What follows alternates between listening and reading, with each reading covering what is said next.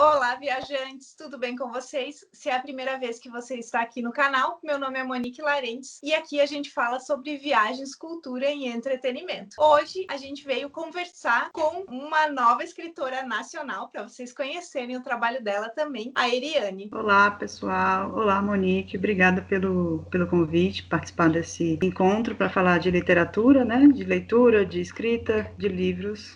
Meu nome é Eriane Dantas, eu sou piauiense, nasci em Teresina, Piauí, mas moro no Distrito Federal há 22 anos. Eu sou servidora pública federal, eu me formei em pedagogia e fui professora da rede pública de ensino do DF. Mas em 2013 eu fui para o FNDE, que é uma autarquia ligada ao Ministério da Educação, autarquia federal. Então, eu sou servidora pública federal hoje, já fui professora e também escrevo, né? Também sou escritora. Eu escrevo desde pequena, já com 10 anos. Eu escrevia bastante, enchia cadernos com muitos textos, muitas histórias, geralmente baseadas em novelas mexicanas, né? Que é uma coisa que eu adorava assistir com a minha mãe, com a minha irmã. Marimar, essas novelas bem dramáticas. E eu acredito que as minhas histórias eram nesse estilo, assim, dramáticas, cheio de reviravoltas, cheio de acontecimentos trágicos. Eu não me lembro bem das histórias, né? E também não tenho mais agora. Uma pessoa levou dizendo que ia publicar, sumiu com tudo e eu não sei mais o que estava escrito ali.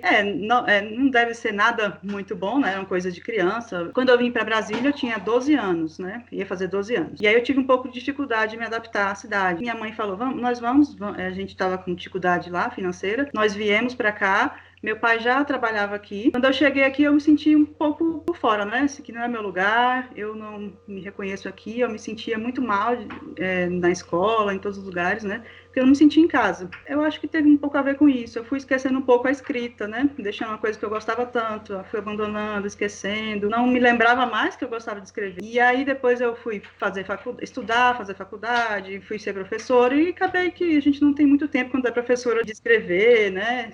É muita atribuição, levando trabalho para casa, sempre muito atarefada, eu não lembrei. Aí, na época em que depois que eu passei no concurso para o FNDE, onde eu trabalho hoje, nas férias eu fiquei um pouco livre, né? Eu falei, vou descansar agora, já estou pronta para assumir outro lugar, né? Outro trabalho, agora eu vou ler. E aí eu peguei um livro para ler, aí li vários livros, eu falei, gente, eu gostava de escrever, eu acho que eu vou escrever uma história também, né? Fui lá, no computador, sentei, escrevi rapidão. E aí eu publiquei esse primeiro livro aqui, Não Sou Mais Criança, 2013, 2014. Só que hoje eu não gosto muito de falar dele, assim, eu tenho um pouco de vergonha, porque foi uma vontade que me deu de escrever, fui lá, escrevi, publiquei de cara e publiquei para uma editora chamada Multifoco, né, que é uma editora por demanda, e agora eu vi que ele não tinha qualidade para ser publicado, sabe? Era uma história que eu queria contar, foi divertido, né? Mas não é um livro com muita qualidade, eu poderia ter melhorado, poderia ter esperado, ou até nem publicado, né? Eu fiz assim... Vai pegando experiência também, né? Valeu pela experiência, como você falou, né? Foi o que me deu essa vontade de retornar à escrita, né? De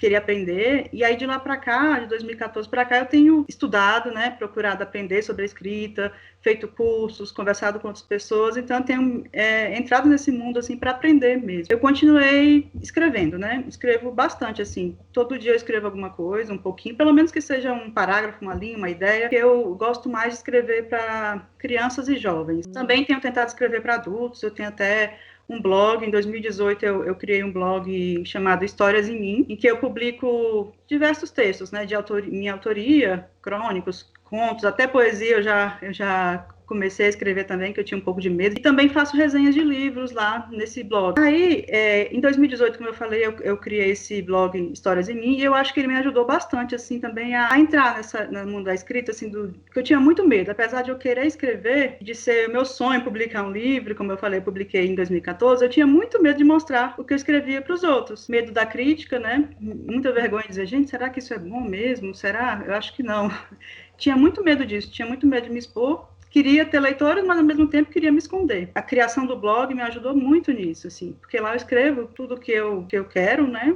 Tenho essa liberdade de escrever, e fui me expondo aos poucos. Fui criando um pouco mais de coragem, né, de mostrar o que eu escrevia, de interagir com as pessoas que respondem lá, que comentam. Aí eu fui perdendo um pouco o medo. E aí, ano passado, depois de tentar várias vezes publicar por editoras, eu publiquei esse livro aqui, Um IP de Cada Cor, infanto-juvenil, para adolescentes, se passa em Brasília, que é onde eu moro, né? A personagem principal, assim como eu, se mudou para Brasília, no caso dela, ela veio do Rio de Janeiro, e não se adapta, não queria vir para a cidade, não se adapta, tem um pouco de dificuldade, e ela vai contar com as amizades, com a família, para se adaptar a Brasília, para conhecer as belezas, né, conhecer as diferenças de origem das pessoas, para aprender com Brasília. O título dele é Um IP de Cada Cor, porque os IPs são uma marca aqui de Brasília. Eu acho que em todo lugar do Brasil tem IPs, mas em Brasília a gente é muito apaixonado por eles, né? Porque eles chegam exatamente na época da seca. A gente passa mal, tem problemas respiratórios, né? Todo aquele problema da seca. E aí é a época em que os IPs chegam, que é uma coisa que é contraditória, né? Os IPs são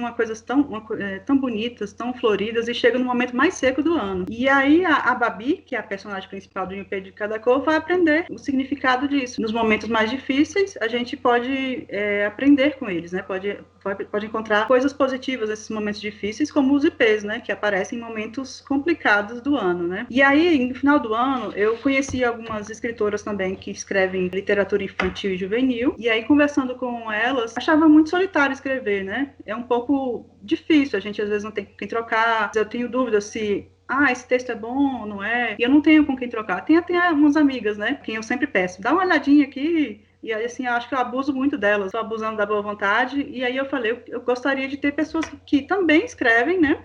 Que também tem essa vontade de escrever, para a gente trocar experiências, para a gente conversar sobre a escrita, e a gente pode aprender um com as outras. Hoje a gente formou o coletivo Elas na Lige, que é um coletivo de mulheres que escrevem literatura infantil e juvenil. Somos 8 mulheres hoje. Publicamos no final do ano uma coletânea, né, juntas. Se chama 8 Histórias que Vão Dar o que Falar. Aí são 8 histórias diferentes. Foi interessante fazer. O nome da minha história é A Flor e o Tempo, que conta a história de um cacto que estava insatisfeito com a sua cor, com a sua aparência, e queria cegar uma flor que ele vê ao lado, uma flor vermelha, e aí ele vai atrás de vários personagens, o sol, a lua, o vento, a chuva, pedindo para esses personagens que o ajudem a mudar, a ser diferente, a ficar mais apresentável, que ele acha que está muito sem graça aquela aparência dele, e nenhum deles consegue ajudá-lo. Todo mundo diz para procurar outra pessoa, procurar outro personagem, e ele vai indo e vai ficando muito triste, porque não consegue realizar aquele desejo, né? Mas no final ele vai ter um final feliz. Eu gostaria que você deixasse alguma mensagem. Tem até uma frase do Marcelino Freire: se tirarem a literatura da sua vida, o que sobra? Se sobrar muita coisa,